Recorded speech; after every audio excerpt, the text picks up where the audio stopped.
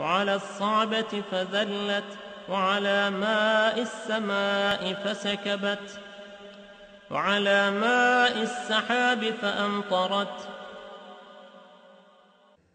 وأسألك بما سألك به سيدنا محمد نبيك، وأسألك بما سألك به سيدنا آدم نبيك، وأسألك بما سألك به أنبياؤك ورسلك وملائكتك المقربون صلى الله عليهم أجمعين.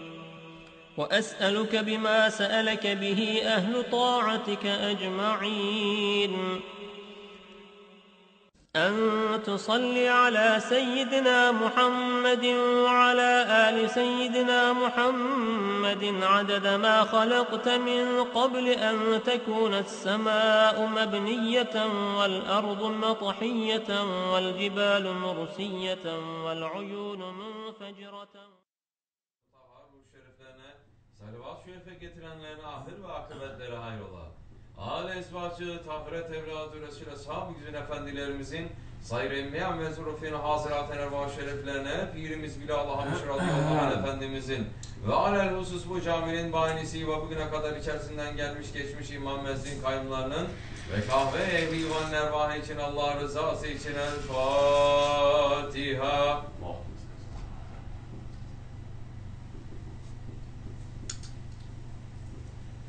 Euzu billahi mineşşeytanirracim. Bismillahirrahmanirrahim. İnnallâhe ve melâiketehu yusallûne alen nebi.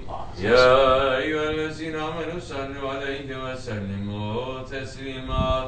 Allahümme salli ala seyyidina Muhammed ve ala ali seyyidina Muhammed.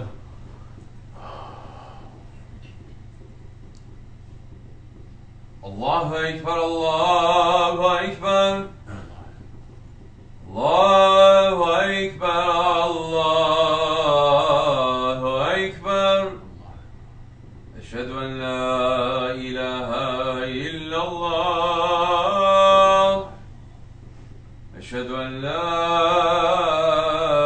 ilahe illallah. Eşhedü enne Muhammeden Resulullah. Eşhedü enne Muhammeden Resulullah. Hayya ale's-salâh. Hayya ale's-salâh. Hayya alel-felâh. Hayya alel-felâh.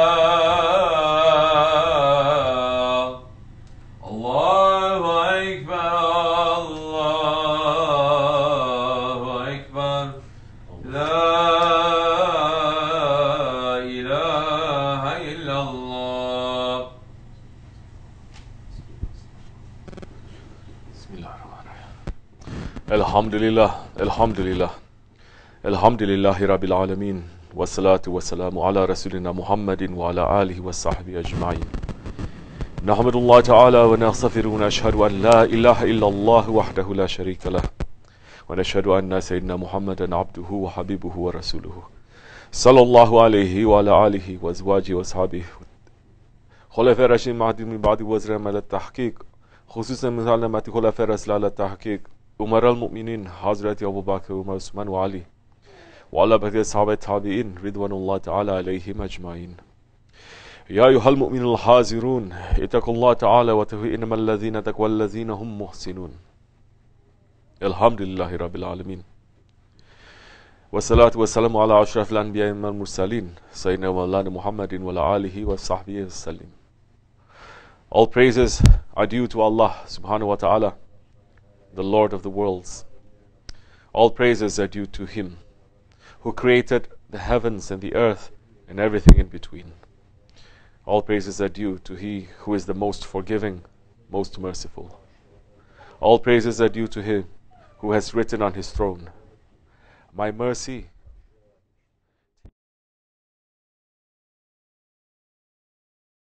blessings be upon the most honored one in the divine presence, the seal of the prophets, the Sultan of the Messengers, the mercy to all the worlds, our beloved Master Muhammad ﷺ, and upon his blessed family and noble companions. Ayyuhal mu'minun, O believers, we are in the middle of the most holy days of the first month of the Islamic New Year, the holy month of Muharram. The Holy Prophet ﷺ said in his Hadith Sharif, the best of fasts after the month of Ramadan are in the month of Allah, which you call Muharram.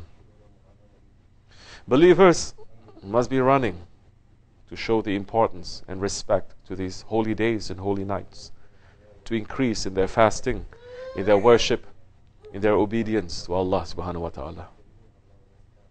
And the believers are those ones who are always thinking and reflecting on the signs of their Lord, Allah subhanahu wa ta'ala. Believers are not those ones who think and reflect according to their own opinions, their own ego, their own ideas, or their own intelligence. So many are taking this ayat nowadays and twisting it only for the sake of their ego, coming up with new ideas that Allah and His Prophet had never put, that never for 1400 years Muslims, scholars and saints they've ever put. But now in these days of Dajjal, taking this ayat and saying, Allah is saying for us to think and reflect, so we must come up with new ideas. Allah subhanahu wa ta'ala said in the Surah Al-Imran, in the creation of the heavens and the earth, and the alternation of night and day, there are signs for people of intelligence. Those who remember Allah standing, sitting, and lying on their sides. It is clear from this ayat that those who think and reflect from the signs of Allah subhanahu wa ta'ala are those ones who are in constant remembrance of Him, those who are making zikr. Not those who are running away from the remembrance of Allah or the remembrance of the lifestyle of the Prophet ﷺ. Those ones may think and they may reflect, but they are doing it according to their shaitan, not according to Rahman. And amongst the signs of Allah subhanahu wa ta'ala are these holy days and holy nights that He had given to the children of Adam. These holy days and holy nights, they are a time to sit down and reflect, for man to come back to himself and to understand what he is doing and what kind of servant he is being to his Lord. In these holy days of Muharram, the months of Allah are 12. And one of the signs that a nation has deviated from the real teachings of what Allah has sent is when they start to play with their calendar. They start to play with time. They start to play with the months. The months of Allah are 12. It has always been, it is, and it was always will be. Don't think that the months of Allah that are 12 in the Islamic calendar is something that some people just make up 1,000 years ago, or 1,400 years ago, or 800 years ago.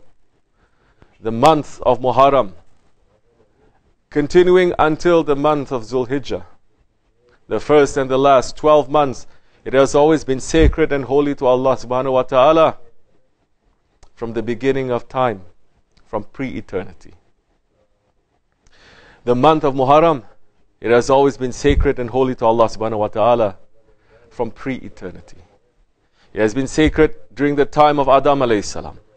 It is sacred and holy in the time of Nuh alayhi salam, in the time of Ibrahim alayhi salam, in the time of Isa alayhi salam, and the time of our Holy Prophet ﷺ until Judgment Day. And we are the nation of witnesses, because we are witnessing to the original teachings of Allah subhanahu wa ta'ala that He has given to the earlier nations and their prophets, that the earlier nations, they have forsaken, they have betrayed, and they have left. And we are the nation to witness that we are continuing this ancient and natural tradition that Allah subhanahu wa ta'ala has put from the beginning.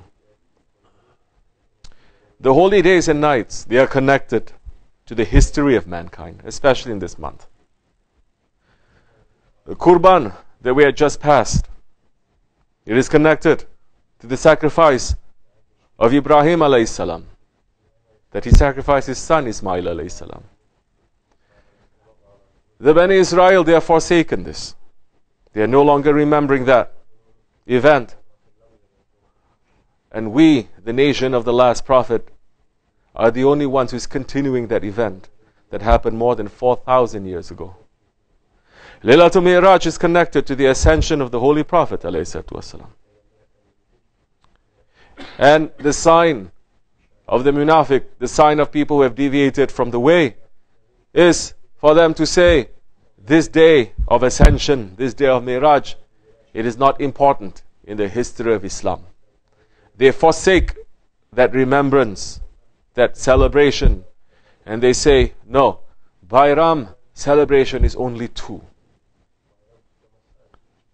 They are reminding us, these events, of the great tests that the beloved prophets and friends of Allah subhanahu wa ta'ala, they went through to teach us, to prepare us, to make us to walk on this road to return to Allah subhanahu wa ta'ala in the way of the prophets. Inshallah Rahman, in a few days we will be entering into one of these great holy days. We will be entering into that holy day of Ashura. This day that we are approaching, it is one of the most beloved days of the year to Allah subhanahu wa ta'ala. That even if the majority of the Muslims, they are not observing this day,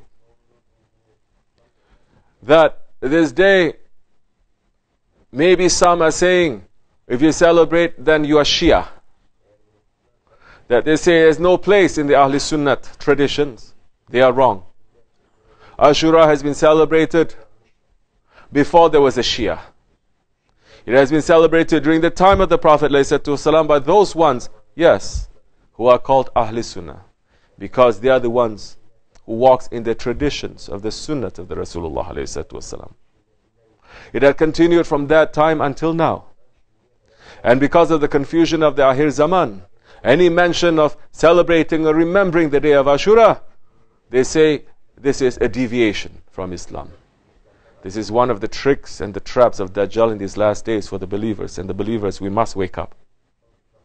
The Sahaba Kiram said to the Holy Prophet ﷺ, Ya Rasulullah, it would seem that Allah subhanahu wa ta'ala, He has given preference to the day of Ashura over all the other days. And Holy Prophet ﷺ said, yes, He has. Allah has given preference of the day of Ashura over all the other days.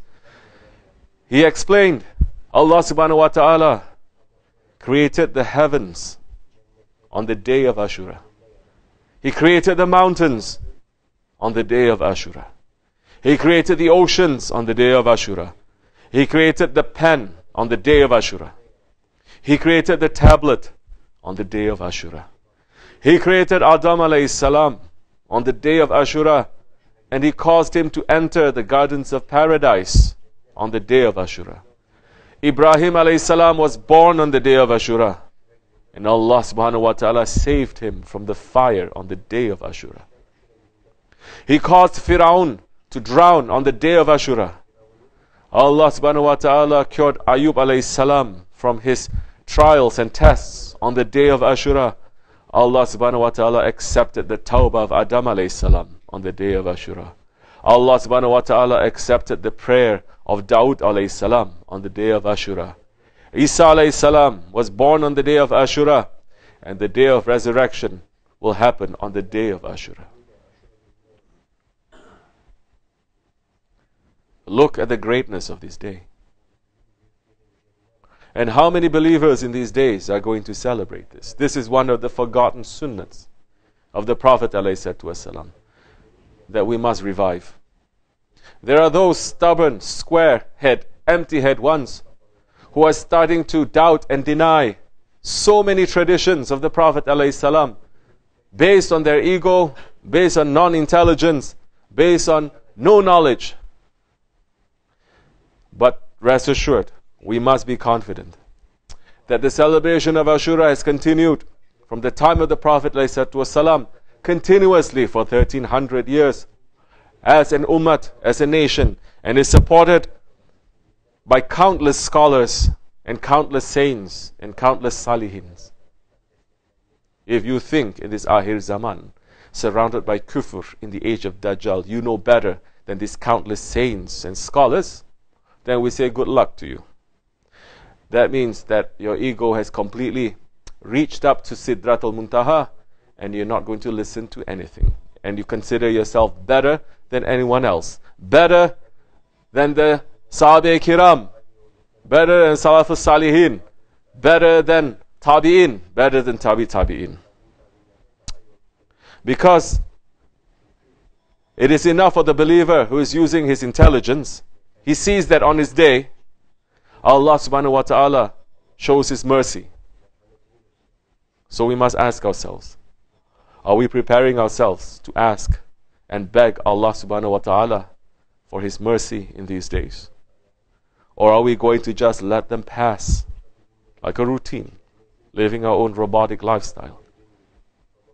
These are the days that Allah subhanahu wa ta'ala is sending rahmat and forgiveness from the skies and from the earth. These are the days that the prophets, they were blessed and they were forgiven. And those who are in the way of the prophets, they are going to take this day and they are going to ask Allah subhanahu wa ta'ala forgiveness for them and for this nation, not to let it pass. We are the weak children of the Adam of the Akhir Zaman.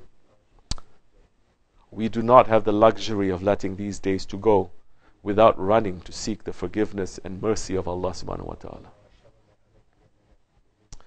Believers must show the respect for the day of Ashura so that we may attain the mercy of Allah, attain the mercy of Allah subhanahu wa ta'ala.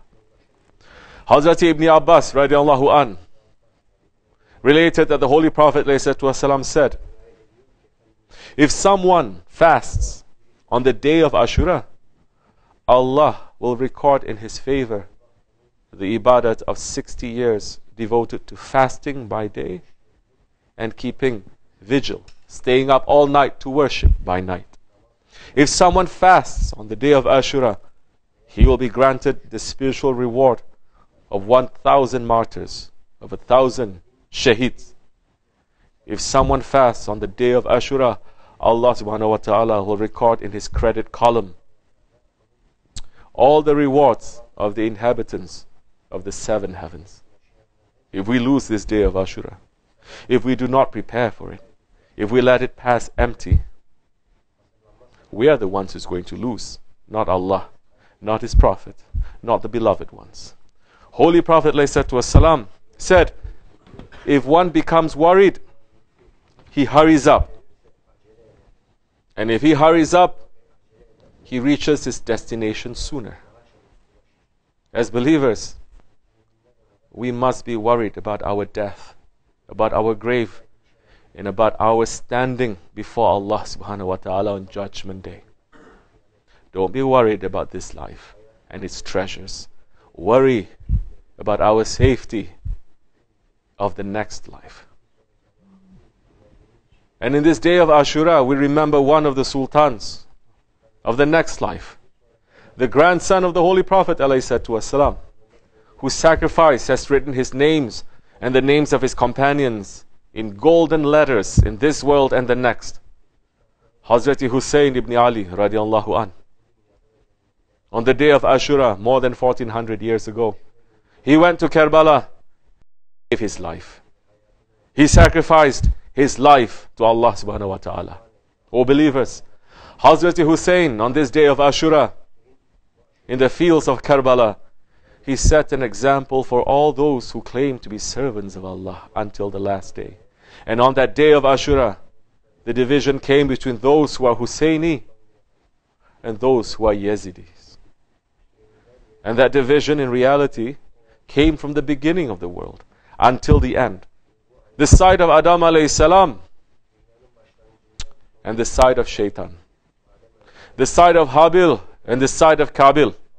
The side of Ibrahim alayhi salam and the side of Nemrut, the side of Musa alayhi salam and the side of Firaun, the side of Holy Prophet alayhi salam, and the side of Abu Jahil and the enemies of Islam.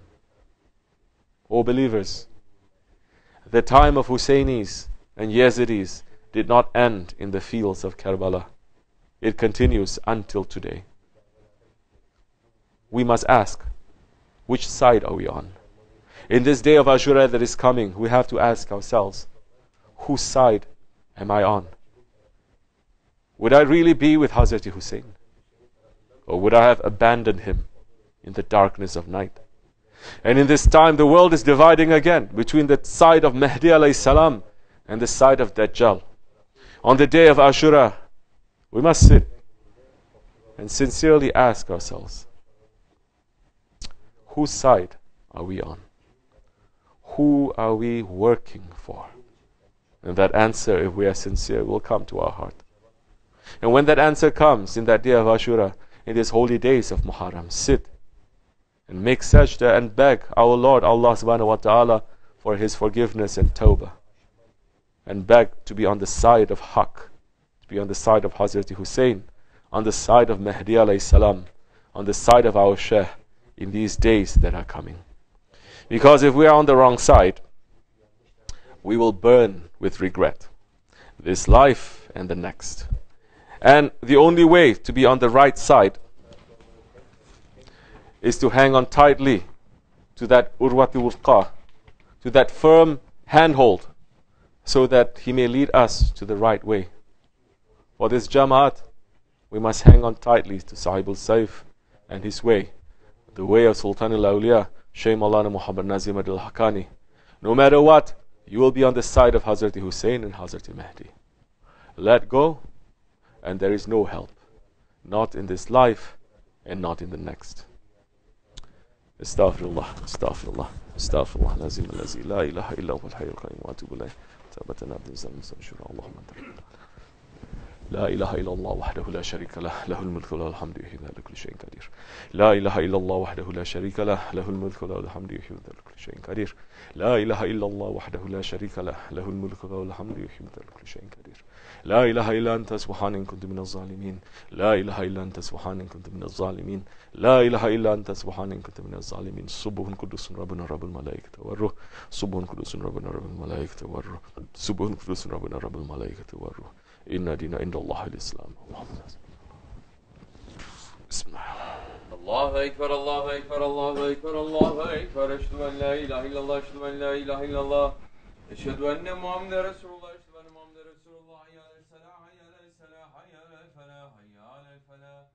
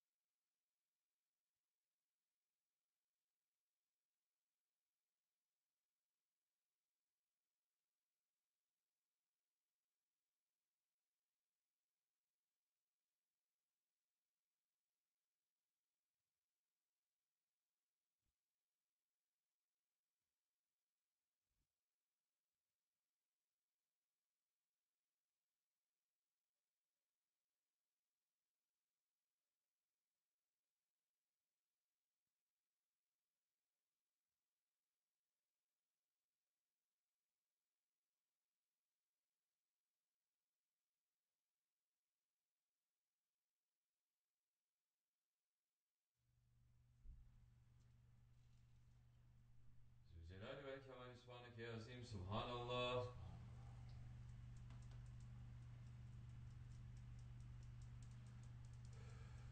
على نعمة الإسلام وشرف الإيمان دائما الحمد لله.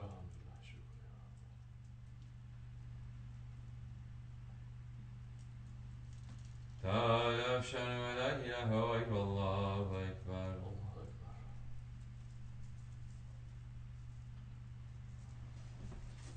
الله أكبر كبيرا والحمد لله كثيرا وسبحان وتماثلا لا إله إلا الله والله وحده لا شريك له له الملك وله الحمد وهو على كل شيء قدير سبحان ربي العلي الوهاب.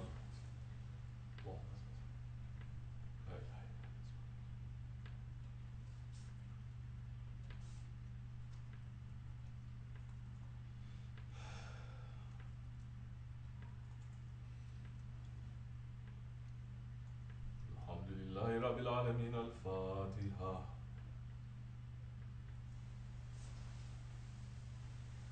أعوذ بالله من الشيطان الرجيم بسم الله الرحمن الرحيم. آمن الرسول ما أنزل إليه من ربي والمؤمنون كل آمن بالله وملائكته وكتبه ورسله لا نفرق بين أحد من رسله وقالوا سمعنا وأطعنا غفرانك ربنا وإليك المصير. لا يكلف الله نفسا إلا وسعها لها ما كسبت وعليها ما اكتسبت. ربنا لا تؤاخذنا إن نسينا وأخطأنا ربنا ولا تحمل علينا إصرا كما حملته على الذين من قبلنا ربنا ولا تحملنا ما لا طاقة لنا به واعف عنا واغفر لنا وارحمنا أنت مولانا فانصرنا على القوم الكافرين. آمنا بالله صدق الله العظيم. بسم الله الرحمن الرحيم. قل هو الله أحد الله الصمد لم يلد ولم يولد ولم يكن له كفوا أحد الله أكبر. بسم الله الرحمن الرحيم.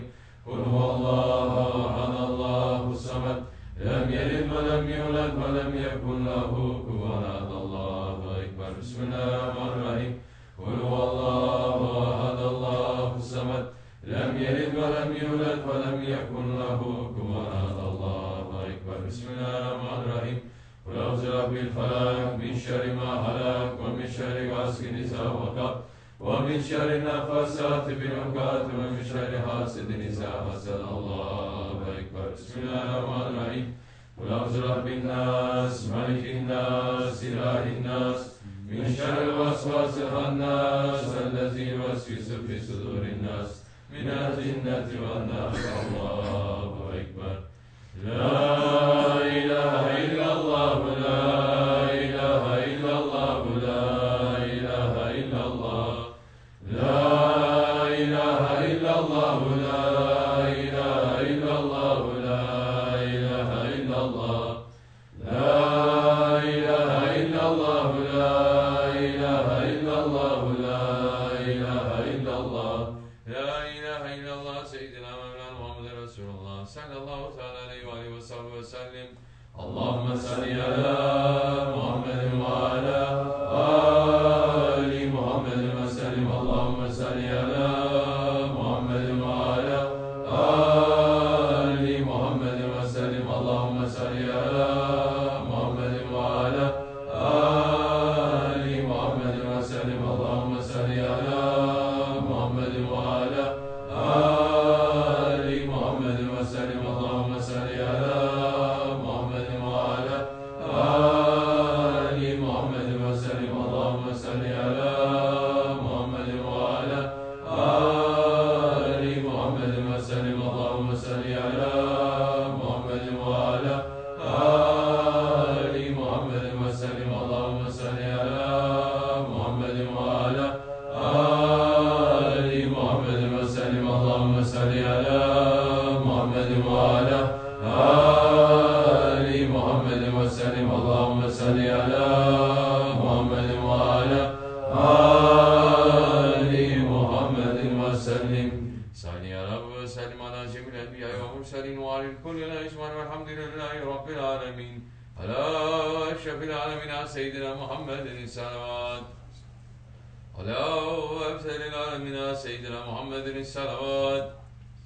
على أكمل العالمين سيدنا محمد الصلوات. صلوات الله تعالى وملائكته وأنبيائه ورسوله وجميع كلام محمد وعلى آل محمد عليه السلام. ورحمة الله تعالى وبركاته وبركة وتعالى سيدنا أصحاب رسول الله أجمعين وعلى تابعي سلمة مجتهدنا المحسن وعلى معين المتكئ وعلى الأنبياء الصالحين وإلى مشايخنا تاركة نقشبندية العليا قدس الله تعالى الممسك من الله تعالى البركة وعلى الله تعالى بركاتهم وفيداتهم دائما والحمد لله رب العالمين. الفاتحة.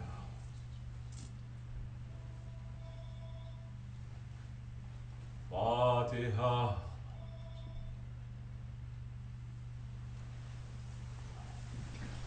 اللهم صل على سيدنا محمد النبي الأمي وعلى آله وصحبه وسلم. اللهم صل على سيدنا محمد النبي وعلى آله وصحبه وسلم. اللهم صل على سيدنا محمد النبي الأمي وعلى آله وصحبه وسلم. الله أكبر الله أكبر لا إله إلا الله والله أكبر. الله أكبر ولله الحمد. الله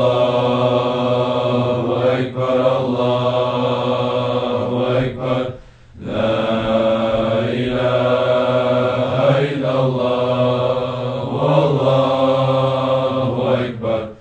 الله أكبر ولله الحمد. الله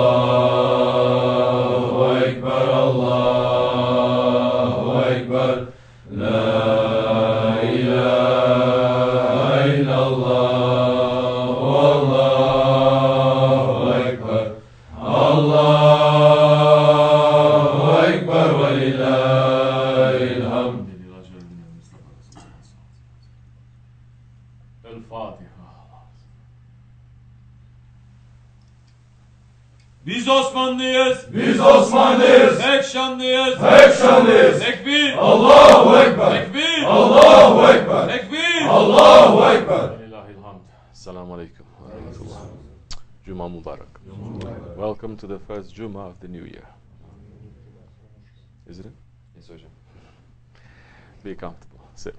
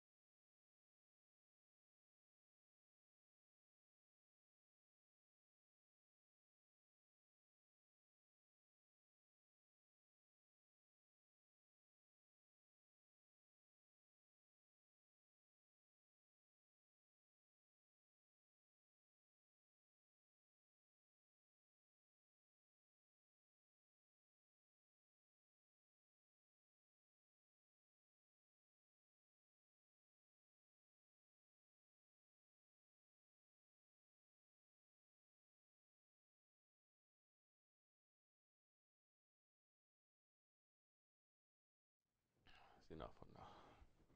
Later.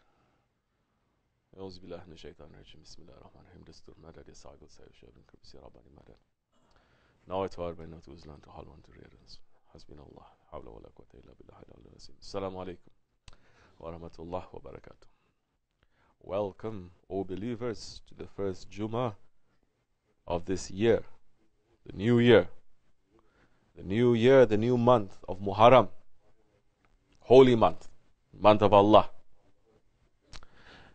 On a holy calendar, real calendar of Islam, not a fake illusion and delusion calendar, Gregory Magary calendar, Julian Mullian calendar, whatever calendar, it is not the calendar that Allah subhanahu wa ta'ala has put since the beginning of time until eternity. Yes. Time. Allah subhanahu wa ta'ala swearing by time, isn't it?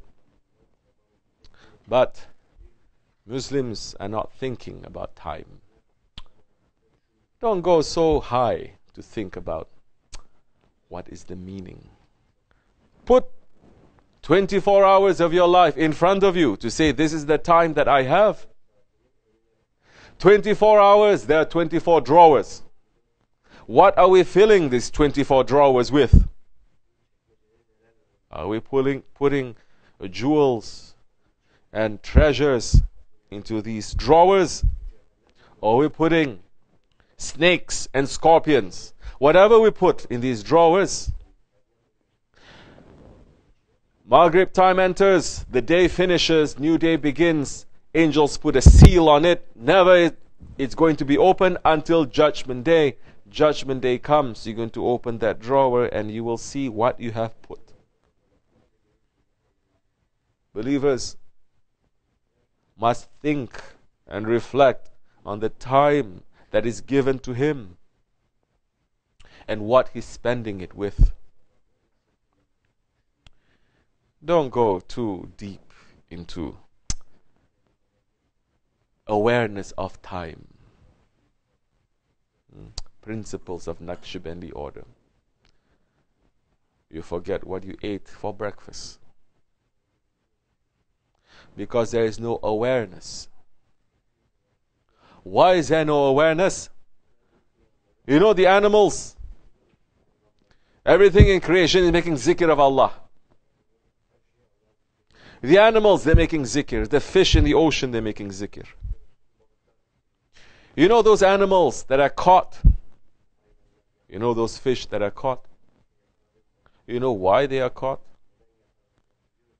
Because for that split second they became ghaflat, because they forget to remember Allah. That's why they are caught by the predator. Sahib al-Saif is relating us this, teaching us this.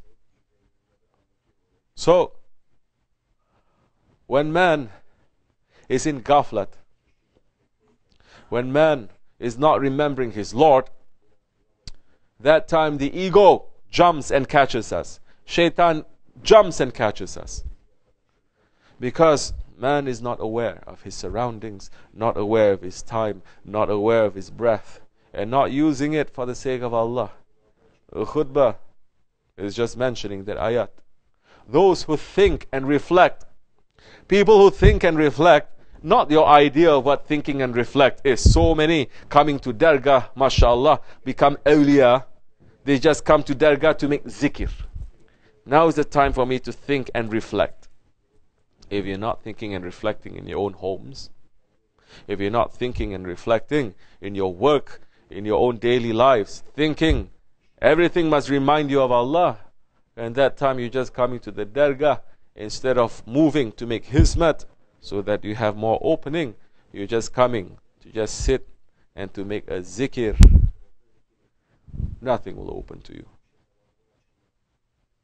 Because the thinking and the reflecting, it is not to think like this and to reflect like this. People we've seen coming, thinking about ayat, reflecting. No. Thinking and reflecting in Islam, it is not to sit somewhere quiet, especially during the daytime, long hours, and just stare into space and let your hayal imagination to come. No. It comes, thinking and reflecting comes when you are being awake. The thinking must make you to become more awake, aware, to understand. They say, well, Sufi is the child of the time, isn't it? Child of the present. So many of you, you know this. What child of the present? You don't even know who is left and who is in front of you, who is on your right. You're staying together, living together, eating together, sleeping and praying together. You don't even know the routine work that you have to do. Because you're in ghaflat 24 hours. Because you're not thinking when you're doing your work. That's why we're looking at the work that you're doing. It is falling too. You're not thinking. You're not reflecting. You're not being awake and aware. Those who sit and they reflect and they think, they do that because of what? Because they remember their Lord, Allah subhanahu wa ta'ala. They remember, meaning they're doing their work knowing that Allah is watching, and they must do the best because Allah is watching. They must do the best. Isn't that what Shaykh Efendi is teaching us? We are doing, if Shaykh Efendi comes, everyone is more awake, isn't it? Because why? Shaykh Efendi is watching. That's why having a Shaykh is to teach you taqwa, to teach you submission, to teach you iman, to teach you Islam, to teach you ihsan. If you don't have a guide, your iman, Islam and ihsan is according to books, according to internet, according to your own egoistic ideas and opinions, nothing else. It is not according to the received teachings of the awliya that they've received from their grand sheikh, from their grand sheikh, from their grand sheikh, from tabi'in, from tabi'in, from companion from the Prophet ﷺ.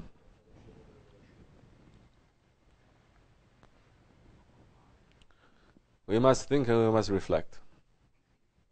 We must be awake. We must be aware. That time, shaitan will not trick us. We do that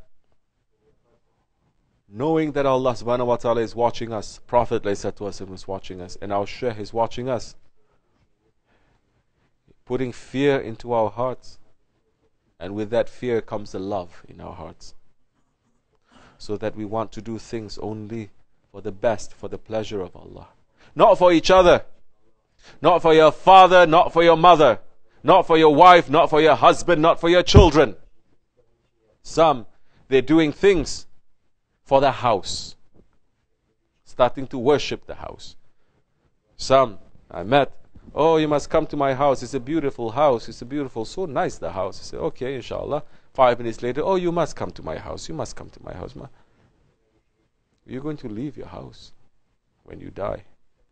You're going to leave your father and your mother when you die. You're going to leave all your friends when you die.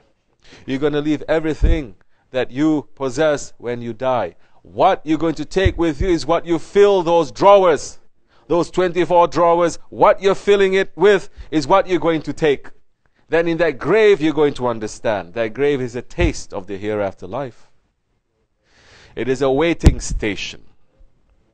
Either you're going to be in the VIP lounge. Shaykh Efendi is saying, I like that, VIP lounge. Or you're going to stay standing up for hours and you have people interrogating you, asking you every question, making it very uncomfortable for you. We must concentrate on this in this new year. Not to let our time to be wasted. Not to let our days and our weeks and our months to be wasted. To fill it up with good things. To fill it up with worship and to fill it up with hizmat. To fill it up with more wakefulness. To listen. Not to go to sleep.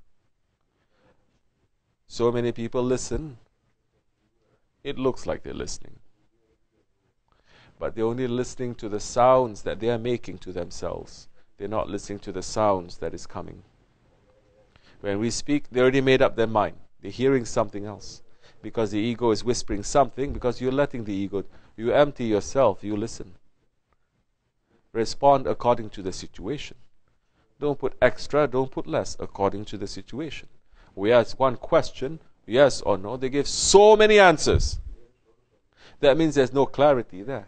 So when wrong situation happens, instead of being clear and honest and knowing what the problem is and how to solve the problem, it just comes up with a lot of excuses, and the problems from one problem, it multiplies to 2, from 2 to 4, from 4 to 16, going on and on. Because you're not being honest and sincere enough. And you are not being clear enough to attack it from its roots. We are here to learn these things. We're here to understand that the ego always tries to make everything to be so complicated, to be so complex.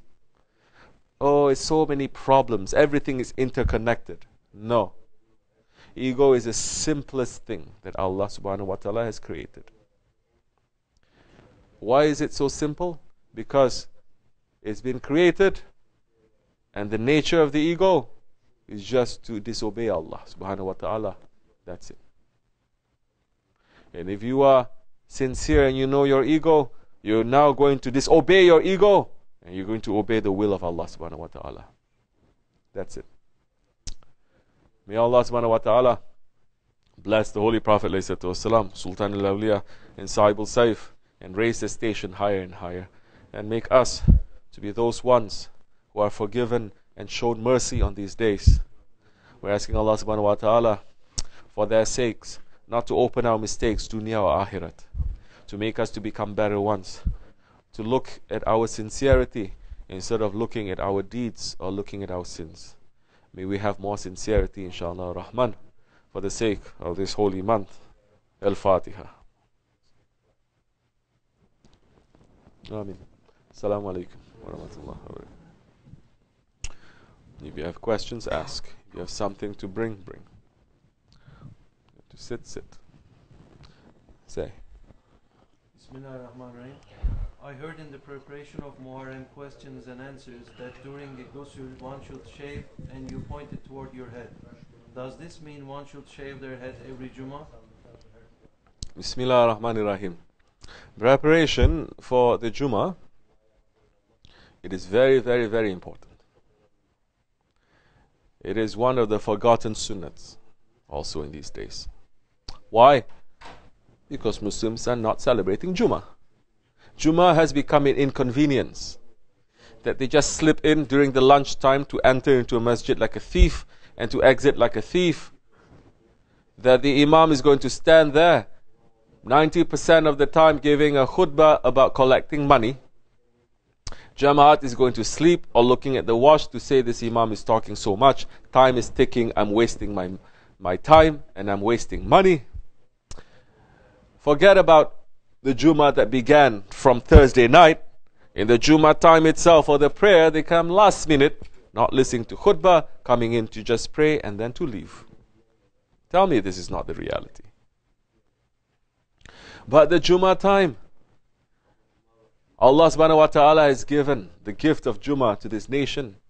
And the Jummah is one of the holiest times. It is more holy than the 2 Eids, 2 Bayrams that are combined. That the night of the Jummah, Thursday night, it is so holy. That Allah subhanahu wa ta'ala, if He comes down to the third level, first level, whatever, it doesn't matter, He comes down every night and asking for those ones who are asking for Him. What about the night of Jummah? There's so many hadiths, so many traditions. That is why in tarikats we are holding the night of Jummah, holy night, for us to have the zikr. So preparation for Jummah now, so many millions of Muslims, they drop. Allah subhanahu wa ta'ala sends down the mercy and the blessings for say 1 billion, 2 billion Muslims, but only a handful they're keeping the sunnat of the Jummah, preparation for the Jummah. They get the rewards of these 2 billion. Allah is Kareem, whatever He has sent is not going to take back. And one of the sunnat of preparation for the Jummah is to take a ghusl. take a ghusl and to clean yourself. I'm not going to go into detail what it is. Very easy for you to find out. Yes. And for the Jummah time, those who are able, is a big blessing and a big sunnah to shave your head. For the men, of course. We're not saying for the women to shave their head. I have to make everything be so specific now. Some crazy women, they're taking it and they're saying, we want to be like the men too. Shave your head. You want to be like men? Shave your head. And grow a beard. With the hijab you wear and put another hijab on. I never hear women complaining, why Allah not giving us beard? They're very slick. They know they only take what they want to take.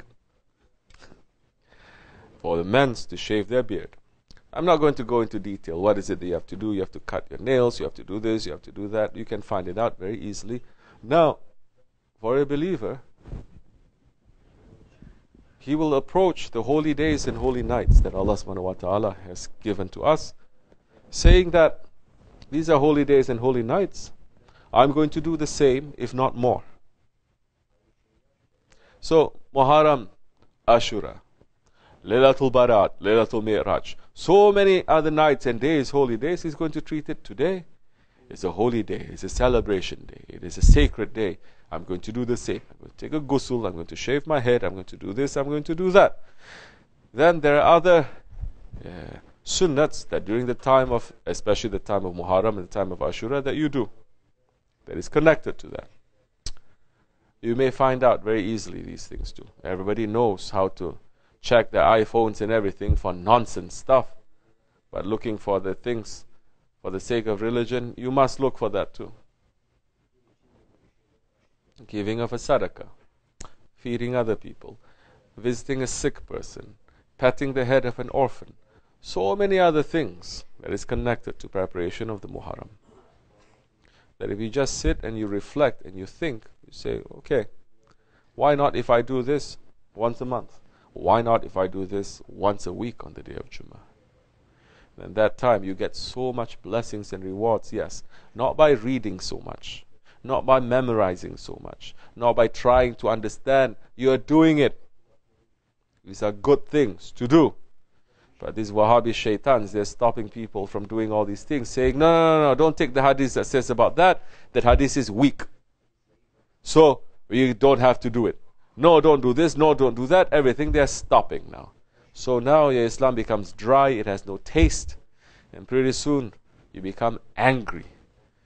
You become violent people. Because it's not filled with the love of the Rahmatil Alameen. It just becomes something that you are doing because you're forced to do. Man's nature, you cannot force him. Once you force him, he becomes upset, he becomes angry. So, Inshallah Rahman, with the Muharram and the Ashura that is coming, so many other things that you need to prepare. Maybe there are special prayers that you're going to do. Maybe there are special du'as that you're going to do. There's fasting. There is some namaz. There is some recitation. If you're able to do it, good. If you say this is too much, just sit somewhere and take your tasbih and say, I'm just going to recite La ilaha illallah. Just La ilaha illallah. That is enough these days. Say, I'm going to recite Astaghfirullah al-Azim wa atubu ilayh. Astaghfirullah, Astaghfirullah. Sincerely, Astaghfirullah, Ya Rabbi. And you sit and you think. You're saying Astaghfirullah because you're remembering you did this wrong. Astaghfirullah. You did another thing wrong. Astaghfirullah, Astaghfirullah, Astaghfirullah. You're busy with the mistakes that you have done, asking Allah to forgive you. Not just saying Astaghfirullah, Astaghfirullah, Astaghfirullah, Astaghfirullah. In ghaflat. You're going to sit. Today I did this. Yesterday. Last month. Last year. 10 years ago I did this. So many wrong things. Say Astaghfirullah, Ya Rabbi, Astaghfirullah. That Astaghfirullah becomes valuable that time. So, Inshallah Rahman, we may speak more about Muharram, about Ashura later. This is a very special time, like what the khutbah is speaking about. Inshallah, we keep it holy. That time Allah subhanahu wa ta'ala will give value to us. Assalamu alaikum wa rahmatullah.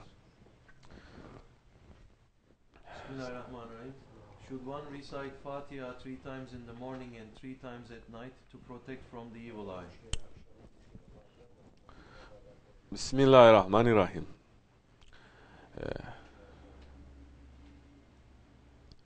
It is not just by recitation that you are going to protect yourself against the evil eye. What is the evil eye? How do you attract the evil eye? How do you dispel the evil eye? These are more important questions. Nazar, it is a reality.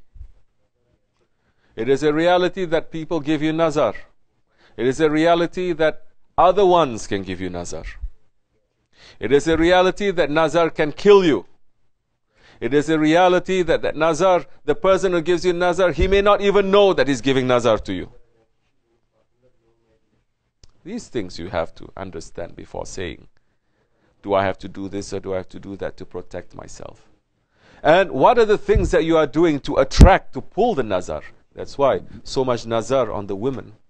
They are filled with nazar, filled with wrong things, filled with shaitans, because they refuse to put on the hijab in these days. Or they refuse to put on the hijab with a modesty. With the hijab, they're pushing themselves out more to show to people. That is not hijab. Fashion, Islamic fashion, wearing hijab and walking on the runaway. And all these old women watching and clapping their hands and saying we want to be like that, starting to put paint on their face and starting to wear tight clothes. They say I'm keeping hijab because I'm wearing the hijab. No, it is not. That's why we are protecting our women. They say don't put them out because the evil eye is on them, and especially the women. Shaitan runs to them more than they go to the men's. We're saying this openly. Holy Prophet ﷺ is saying, no? When the man goes out, 7 shaitans is waiting for him.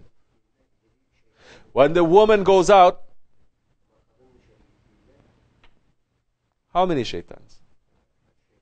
Huh? 70 shaitans. 700.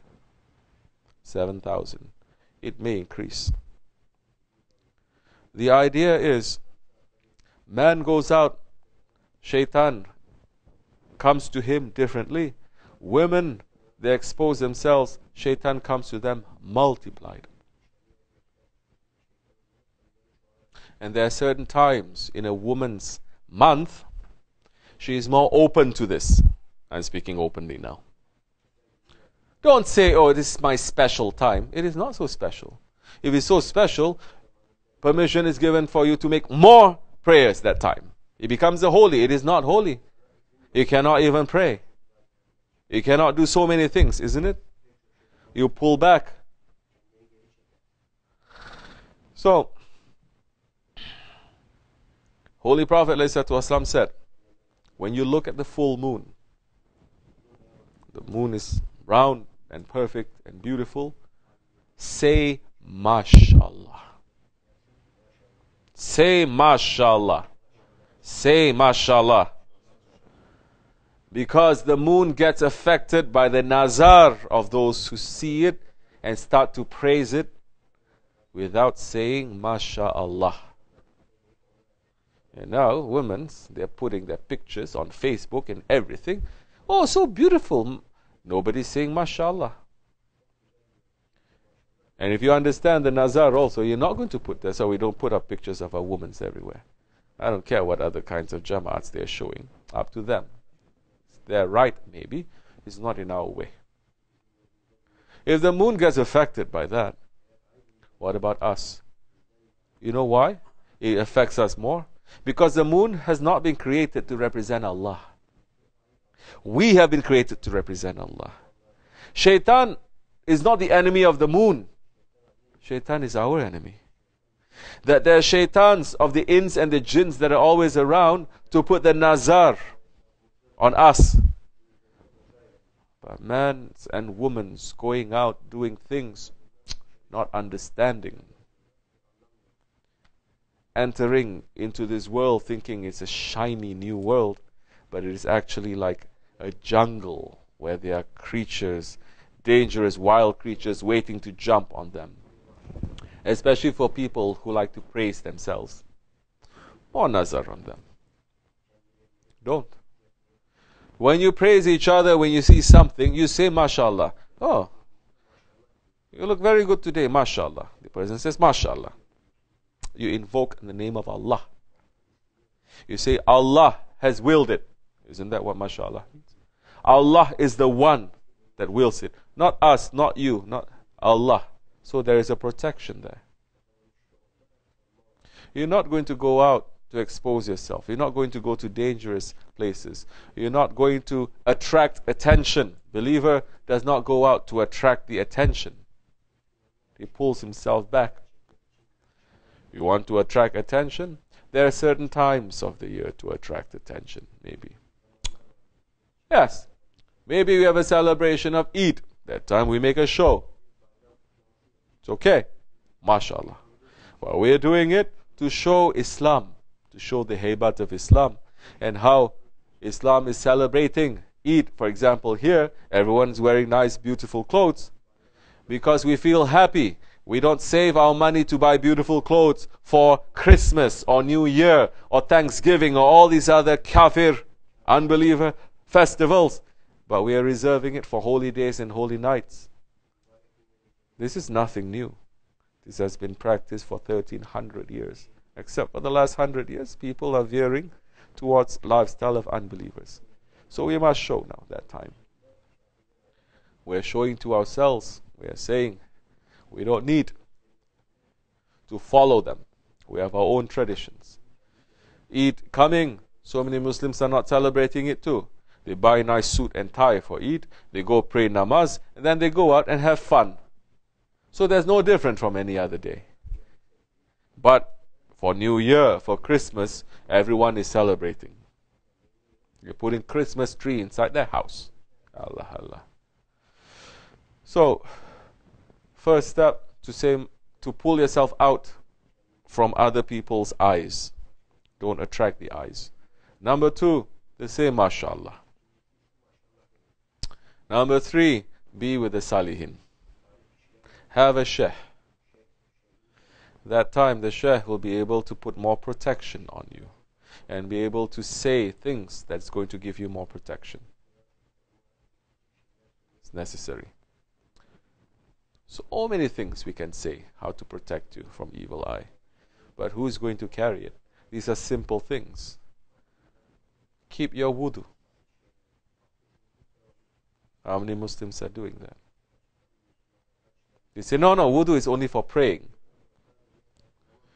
Good. So when angel of death comes to take you without a wudu, you're in big trouble now. Because you are in dirtiness. Have a wudu. So many hadiths explaining the virtues of a wudu. Give sadaqah every day. Give gifts to each other. So many other things, inshallah rahman. But just association with a shaykh, with a salihin, you'll be able to understand, inshallah. Good luck to you. Assalamu alaikum wa rahmatullah. Ashka. Bismillahirrahmanirrahim. Is it permissible for a woman to ride on a two-wheeler vehicle? Two-wheeler vehicle? Like what? Motorcycle? Or bicycle? Sit home. No need to take bicycle. Riding a bike. Now what? You want me to be like Saudi Arabia? They're saying woman cannot drive. Now woman cannot ride bicycle. What a woman is going to do with that? Okay, in so many other places they are tight and there's India. So I'm not saying to say so much. But here in America, why you want to ride? Why, you hipster? You want to ride bicycle? Huh? No need. Not necessary. You see, we have lost modesty. It is not modest for women to do that. 100 years ago, even the kafirs, they understand higher modesty. You know that? Why? Because when they're riding the horse, the kafirs, they say women should not ride a horse like a man. They'd go side saddle. They sit on their side and they ride a horse. That's how women should be riding. Kafirs are saying this. Not to ride like this, like a man, something in between there. No. So, now, they're going to need proof. They say, where in the Quran is saying now, you cannot ride. They say, okay, very good. Where in the Quran it says you exist? Where? So you don't exist. So, not really necessary, no need to do it. You have a car, drive a car. For emergency, for important things, to do it. Not to take the car to go shopping now, to go to shopping mall and have tea and coffee and ice creams with people. That's also in our Jamaat, we're not doing that. Go what is necessary and you get to come back. That's all. Safety reaching. He said the days of Dajjal. There are eyes everywhere. Be very careful. For you and for me. Assalamu alaikum. Afiyat olsun. Drink your tea, except for Bayram.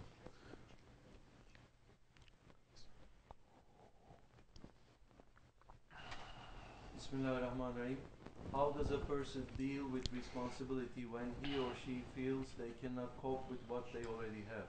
Speak to your Shaykh. Specifically, this is a very general question for you. You need to speak to your Shaykh and explain what is your responsibility. What is it that you are doing? What is your job? At that time, he may give something according to what is your need. Because so many people, they're not understanding what is necessity, what is need, and what is a desire, what they want. So many people start to think, this is my responsibility. Maybe it's not your responsibility. So many people say, I have to work, I have to feed my family. MashaAllah, it's as if the family is starving and you're going like 100 years ago to buy bread. Evening time, family is starving, the father comes home and brings bread and meat and the mother cooks. No. So when they're saying, I have to feed my family, feeding family means everyone has iPhone. When the kid wants a new pair of shoes every month, the father has to give, isn't it? Especially in America, you become very spoiled. You don't know what is responsibility, you don't know what is important, and you don't know what is not important, what is wasting. But your own specific situation, speak. Whether it's responsibility, dunya-wise, or responsibility towards people, or responsibility towards Allah and His Prophet. And that Shaykh is going to first concentrate on the responsibilities that you have towards your Lord and your Prophet. If you fulfill those responsibilities, everything else will become easy and blessed for you. If you're looking to fulfill every responsibility, but not the rights of your Lord, your Creator, and your Prophet, then you can earn the whole world. Like they say, your two collars are not going to meet. Never you're going to have satisfaction and peace doing it. May Allah make it easy for you. Assalamu alaikum wa rahmatullah. Last question. Bismillahirrahmanirrahim. Were Krishna and Buddha prophets sent by Allah? Did they warn about idolatry explicitly? Okay, we're not going to enter that topic now. Allah subhanahu wa ta'ala has sent 124,000 prophets. To every nation we have sent a prophet. And either the nation is going to reject the ways of the prophet after they pass, or they're going to make their prophets to become deities, to become objects of worship, to become lords. So, if Krishna, Buddha, whoever it is, they were prophets that Allah subhanahu wa ta'ala sent, they brought only Tawheed. They brought only the knowledge of how to return to their Lord. They brought only Islam, which means what? Submission to Allah. And they will warn the nation how not to worship other idols, other ilahs except for Allah. And they are going to tell their nation to stay away from the tricks and traps of this dunya. And they're going to warn the nation what is going to happen in the Akhir Zaman. So many religions, it speaks about maybe 50, 60, 70% of what we talked about, isn't it? How to return to their Lord, how to watch out for the tricks and traps of this dunya and the ego, Akhir Zaman. But the most important things, the amantu billahi وَمَلَائِكَتِهِ وَكُتُبِهِ وَرَسُولِهِ, all those principles of the faith, the Aqidah, it is crooked. Isa alayhi salam was a prophet sent by Allah subhanahu wa ta'ala, and every prophet also spoke about the coming of the last prophet alayhi salatu wasalam, Sayyidina Muhammad alayhi salatu wasalam. But they took Isa alayhi salam, who is a prophet, who is a man, to be a god. 2 billion, 3 billion, 5 billion, doesn't matter if there's 7 billion, 100 billion Christians saying that, it doesn't change the reality. He was not God. He was not a creator. He was a creature. He was a prophet. Doesn't matter if there's 1 billion Muslims or 100 or 1. The truth still stays there. Haq is haq and batil is batil. So, did they warn about idolatry? Yes, they did. Even now, with all the corruption that has happened, you may look into their books properly to find. Don't be busy with that so much too. Don't be busy with that. You don't invite people to the truth by fighting with them. Don't have debates. That is not the way of Allah and His Prophet. That is not the way of the Sahaba Kiram. That's not the way of the awliya Allah to debate. They live the Sunnat and they show it. They have the light of the Prophet ﷺ and they show it. And if people like, they say, what I have is not complete. You have the complete light. Let me have it from you. They say, now welcome to the door of Islam. Enter. Don't get into the trick. Don't be fooled by shaitan and Dajjal in these days, just to be studying different religions and take their books and their verses to fight against them and to show them that they are wrong. This is bad manners, it is bad adab, this is not sunnat, this is not the sunnat of the awliya Allah, not the sunnat of the Rasulullah ﷺ, and it doesn't work. Which man you're going to come, you're going to convince him reading an air? You say you are wrong because your Buddha is saying this, and he's going to say, yes, you know what, you're right. Yeah, really? Like this? Oh, you're right. Okay, let me say, how many? Maybe thousands that you have said, only a handful that they are going to. But they became Muslim also. Maybe they come into the truth. They understand that their way, it is not complete. Not by the light of the Prophet. Not by taqwa. Not by your own example of the lifestyle, but just by debating. By words. So next time he's going to hear someone else saying better words, but against to Islam, he's just going to follow him again. It is not words, it is action.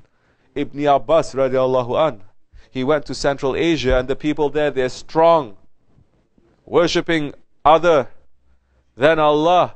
He did not go there to study their books, to sit down and to debate with them, to be busy with that. He did not. He just went carrying the light of the Prophet ﷺ, and by his lifestyle people looked and they noticed there is something there. There is something pure and holy. There is light. Let me go and take this light. And if you look at the history of Islam, so many areas where Islam went and penetrated, it is not through debating. It is because those ones who are sincere friends of Allah subhanahu wa ta'ala, and the others they see and they get attracted. Don't fight. It will never work. This is not the way of Sahibul Saif either. If you want to follow your own way, if you say this is the way of Shaykh Mawlana, or Shaykh Mawlana's other Khalifahs are doing it, or this one, we say you are free, go to their way then. But the way of Sahibul Saif, it is not. We go. People may come from different religions to come and to worship with us. You are invited to come and worship. There are certain things you want to ask us about our religion, we may say. We will even say, you are wrong. This is what we are believing in. But we say, it is up to you. We're not going to sit down going back and forth now. That is not the way. So if you are following the way of Sahibul Saif, leave this. Because Shaitan is making you to be busy with Malayani. Malayani. Sit and ask, in all those years that I'm studying all these books and all these verses and all these chapters and all these proofs, how many people did you bring into Islam? And out of these, how many are really sincere? And how many stay? And how many make progress? Yeah. Then you're going to understand.